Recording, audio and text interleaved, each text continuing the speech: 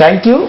వృక్షాలను రక్షిస్తే అవి మనం రక్షిస్తాయని హిందూ ధర్మశాస్త్రం చెప్తా ఉంది. అయితే ఆ వృక్షాలను రక్షించేటువంటి కార్యక్రమం విషయంలో మాత్రం దాదాపుగా ఏ ఒక్కరు కూడా ఆ ధర్మశాస్త్రాన్ని పాటించే పరిస్థితి కనిపించట్లేదు. ముఖ్యంగా చూసుకుంటే కనుక విజయవాడ నగరం చూసుకుంటే కనుక కంప్లీట్ గా విజయవాడలో పూర్తిగా కూడా పచ్చడి చెట్లు మొత్తం కూడా కొట్టివేయబడుతూ ఉన్నాయి. తాజాగా చూసుకుంటే కనుక గత 80 సంవత్సరాలకు పైబడినటువంటి విక్టోరియా మ్యూజియం ఉన్నటువంటి మహావృక్షాలను కూడా అధికారులు నిర్లక్ష్యం వలన పూర్తిగా పరిస్థితిస్తాం.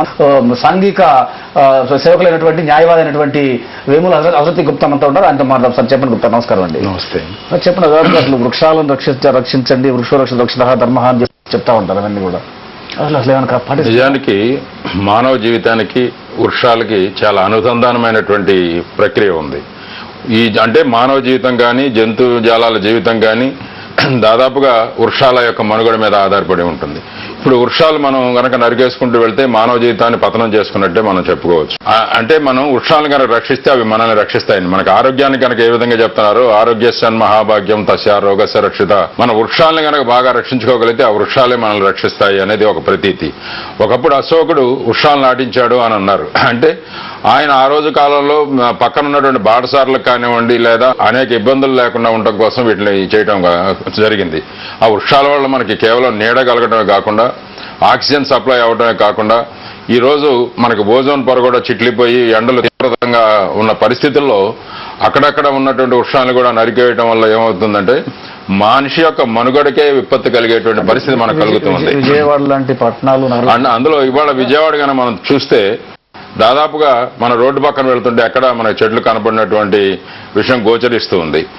మనకి మన పద్ధతి ప్రకారం కనుక చూసినా కూడా ఒక వృక్షాన్ని కనుక మనం నరికేస్తే కనీసం ఒక 10 మొక్కలు నాటగలిగేటువంటి పరిస్థితిలో ఉన్న వాటిని తీసేయాల్సిన అగత్యం ఉంది. ఇందాక మీరు చెప్పినట్లు ఇవాళ విక్టోరియా మ్యూజియం దగ్గర కనుక ఉన్న ఎన్నో ఏళ్ల నాటి ఉన్న వృక్షాన్ని కూడా తొలగించడం జరిగింది. విక్టోరియా మ్యూజియం ఉన్నటువంటి చెట్ల పైన అరుదైనటువంటి పక్షులు కూడా ఉన్నాయని చెప్పేసి పక్షి శాస్త్ర నిపుణులు కూడా గుర్తించే పరిస్థితి. అవును. అందులో ఇప్పుడు ఈ టవర్స్ వచ్చిన తర్వాత మనకి పిల్లలకి ఇది పిచ్చిగా అని చెప్పడానికి కూడా ఇవాళ లేదు. కాకులు కనపట్టలేదు. ఎక్కడ చూసినా సరే ఈ హరితవర్ణం అనేటువంటిది మనకు కనపట్టలేదు.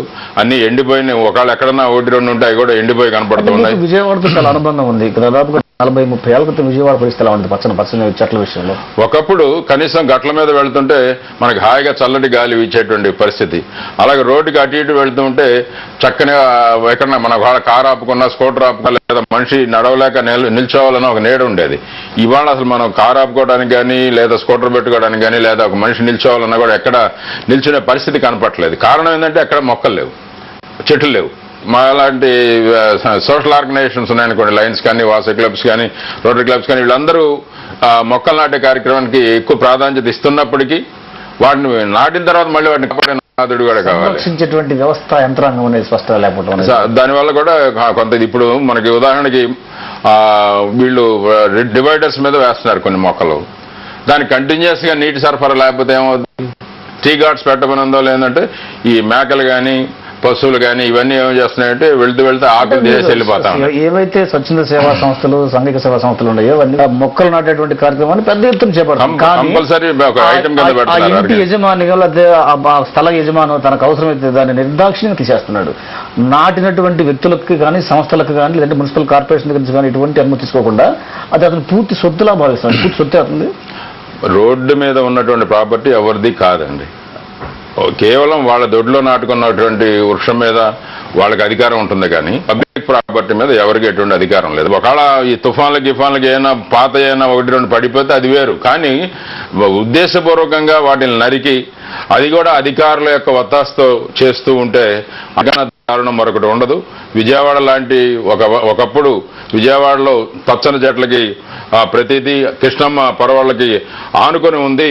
ఇక్కడ చెట్లు చేమలు పెరగడానికి ఎంతైనా అవకాశం ఉంది అని అనుకున్న పరిస్థితుల్లో ఇవాళ ముఖ్యంగా రియల్ ఎస్టేట్ వచ్చిన తర్వాత కూడా దాదాపుగా ఈ అన్ని కూడా నరికేసి అన్ని ప్లాట్ల కింద మార్చడం కూడా అదొక అంటే మనం అది ఎదుగుదలకి ఒక చిహ్నంగా ఉన్నప్పటికీ చెట్టు లేకుండా పూర్తిగా రోడ్డు మొత్తం ఆ అంచు నుంచి అంచు వరకు కాంక్రీట్ తోటి వేసేటువంటి డెవలప్మెంట్ గా భావిస్తా ఉన్నారు. కానీ భూమిలోకి నీరు ఇంకేటువంటి వాతావరణం కూడా లేదు. ఈ రకమైనటువంటి డెవలప్మెంట్ ని ఎలా చూడాలి? కూడా వాళ్ళు వీళ్ళు ప్లాన్లు ఇస్తున్నారు అనుకోండి, లేఅవుట్స్ అప్రూవల్ చేస్తున్నారు అనుకోండి, ఖచ్చితంగా ఈ గ్రీనరీ పెంచితేనే మీ లేఅవుట్ అప్రూవ్ అవుతుంది అనేటువంటి ప్రణాళిక కనుక పెడితే తప్పనిసరిగా ఇప్పుడు మీరు పల్లె వాతావరణానికి వెళ్ళినా కూడా ఈ రోజు ఏం చేశారంటే ప్రతి వాళ్ళు వెళ్ళడం ఎకరాలు కొనేసి వాటిని హౌస్ ప్లాట్ల కింద కన్వర్ట్ చేసి కడుతున్నారు. మీరు అన్నట్లు రోడ్లు వీటికి డ్రైనేజీలకి వీటికి ప్రాధాన్యత ఇస్తున్నారు తప్ప ఎక్కడ కూడా రోడ్డు పక్కన చెట్లు వేద్దాం, లేకపోతే ఈ మొత్తం ప్లాట్లకు కలిపి పలానా చోట గ్రీనరీ వేద్దాం, లేకపోతే నువ్వు ప్లాట్ కొన్నావు అనుకో నువ్వు ఖచ్చితంగా ఒక చెట్టు నాటు అని చెప్పి కండిషన్ పెట్టారనుకోండి, ఖచ్చితంగా గ్రీనరీ పెరుగుతుంది. నాటేందుకు అవకాశం ఉందంటారా విజయవాడ? ఖచ్చితంగా ఉందండి. దాన్ని కాకపోతే మిస్యూజ్ అయిపోతుంది. ఎందుకంటే ఉద్దేశంగా ఇప్పుడు ఎలా ఉందంటే ఒక గజం స్థలం ఉంటే ఒక చిన్న బడ్డీ పెట్టేయచ్చు, లేకపోతే 10 గజాల స్థలం ఉంటే చిన్న బంకు కట్టేయచ్చు. ఇలాంటి ఆలోచనలు చేంజ్ చేస్తున్నారంటే ఇంటి ముందు ఉన్నటువంటి చెట్లు కూడా నరికేసి చిన్న చిన్న విషయాన్ని కూడా వాళ్ళు కట్టుబడుల కింద మార్చేసి అద్దెలకు ఇచ్చుకోవడం అలవాటు చేసుకున్నారు. కన్స్ట్రక్షన్ కి అలవాటు పడిపోయారు. అదే ఇప్పుడు నేను చెప్పినట్లు కనుక లేఅవుట్ ఇచ్చేటప్పుడే ఖచ్చితంగా గ్రీనరీ పెంచాలి, అలాగే ఇంటికో చెట్టు నాటాలి అని ప్లాట్ కొన్న ప్రతి ఒక్కళ్ళకి కనుక కండిషన్ పెట్టారనుకోండి గవర్నమెంట్ వాళ్ళు, తప్పనిసరిగా ఉంటాయి. ఊరికి నాటడమే కాదు దాన్ని మీరు సంరక్షించాలని కూడా కండిషన్ పెట్టాలి. ఎందుకంటే ఈ రోజు కొన్ని వందల మొక్కలు నాటినా కూడా నాటుతాం, కానీ ఏమవుతాయి గాడ్లు పెట్టుకొని పెంచుతుంటే ఈ స్క్రాప్ ఐరన్ అమ్ముకునే వాళ్ళు వచ్చేసి అవి కూడా పట్టుకెళ్లే పరిస్థితి మనకు కనపడుతుంది. దానికి కూడా సరైనటువంటి సంరక్షణ లేదు. అంటే మనం కేవలం మొక్కలు నాటడమే కాకుండా సామాజిక అటవీ శాఖ వన విభాగం అని ఒక పెద్ద సంస్థ కూడా ఉంది. మనం దానికోసం మొక్కలు దాదాపు లక్షలాది మొక్కలు పెంచడం, ప్రతి ఏడాది లక్షల మొక్కలు పెంచుతూనే ఉన్నారు. ఈ లక్షల మొక్కలు ఏమైపోతున్నాయి? అవి ఓన్లీ చెప్పాలంటే లెక్కలకే పరిమితం అవుతున్నాయండి. Accounting purpose they are creating all the history, but they don't encourage or avoid pollution. ఈ పరిస్థితికి అధికారులు బాధ్యులే, అందరినీ బాధ్యులు. కానీ ఇక మీదటి ఏ విధంగా ఉంటే కనుక అసలు విజయవాడ వాతావరణం మరేటువంటి అవకాశం ఉంటుంది? ఒక్కోసారి ఏమనిపిస్తుంది అంటే కేవలం అధికారులను మనం నిందించి కూడా లాభం లేదు.